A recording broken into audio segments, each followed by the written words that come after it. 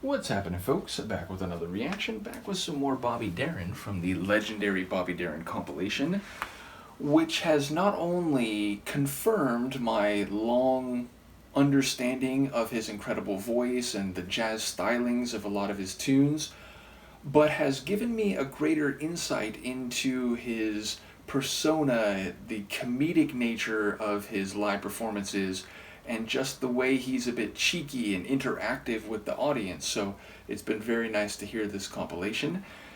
And this song here, Mack the Knife, is one I've actually known for a long time. It's one of the handful that, going back to my youth, I had heard along with Beyond the Sea and Splish Splash. But I did not know back then that this is a song which relates to the Threepenny Opera, which I think is from like the 1920s. I remember I reacted to a Pet Shop Boys song which was derived from the Threepenny Opera. But yes, I did not know when I was younger that this is about a murderous and, woman assaulting killer whose real name I think is McHeath and who's referred to as Mack the Knife.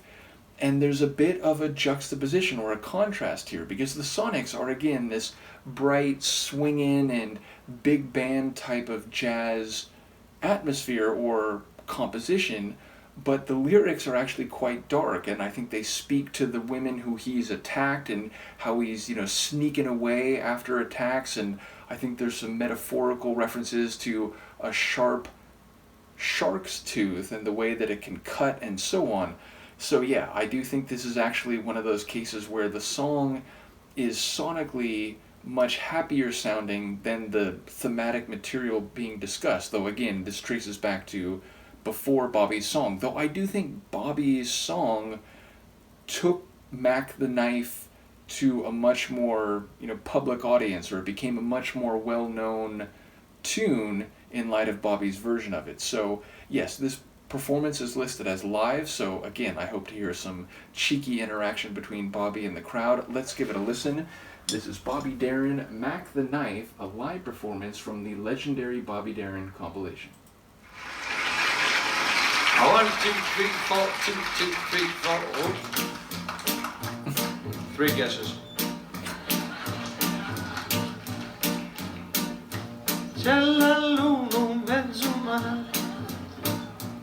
None of my people showed up?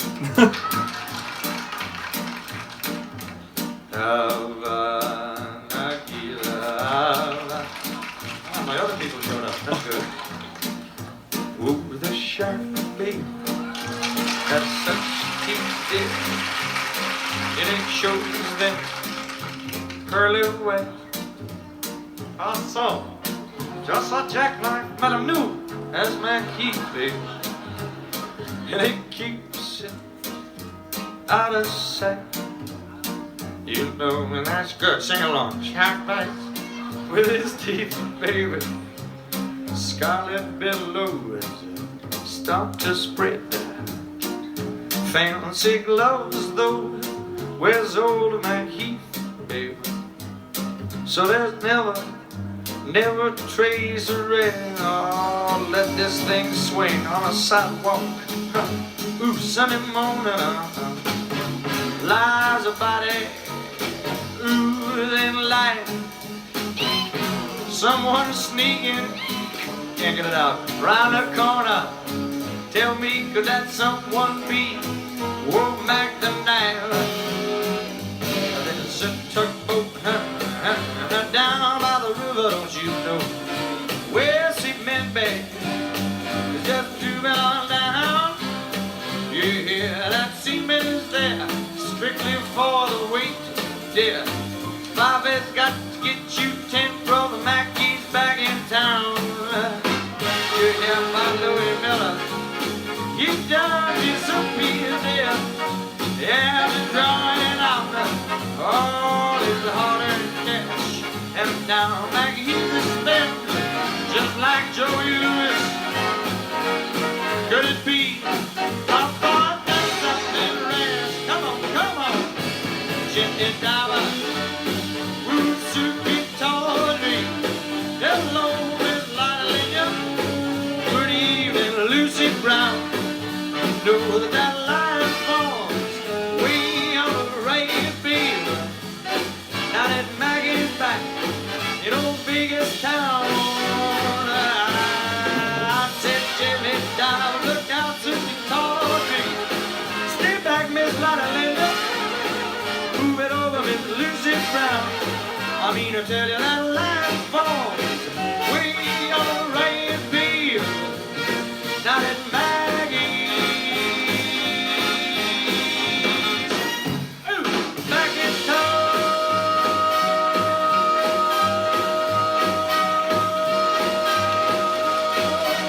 Look out, old Maggie is back.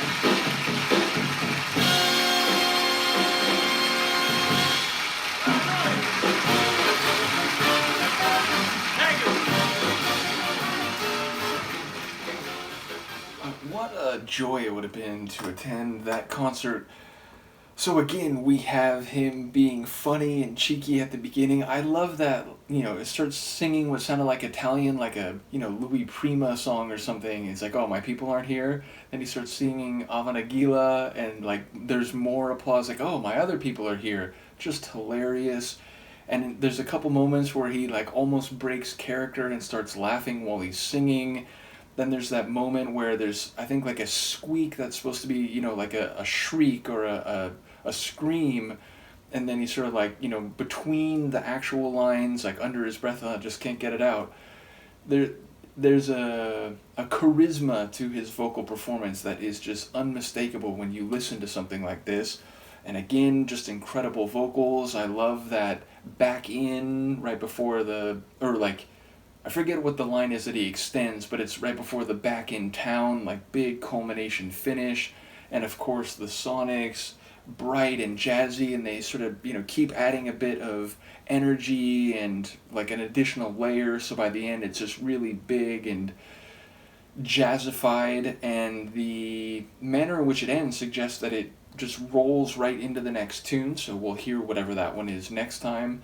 But yes, again, it's, there's some dark imagery, and I do wonder, hearing it again, whether the line about, like, shark teeth and, the red billows, which, the spilling of blood, could relate to actually, like, these bodies that Mack the Knife is killing are then, like, being pushed into the harbor, and maybe sharks are, feeding on them so that there's less evidence left. But yes, again, it's a very dark tune, which, again, traces back to this, I think, 1920s, I don't know if it's an opera, I don't know quite what type of show it is, but yeah, the Sonics are in stark contrast to the heaviness of the lyrical theme. So yeah, just a legendary song, an incredible live performance, absolutely love it, very legendary. Let me know what you think, and I will see you next time. Peace.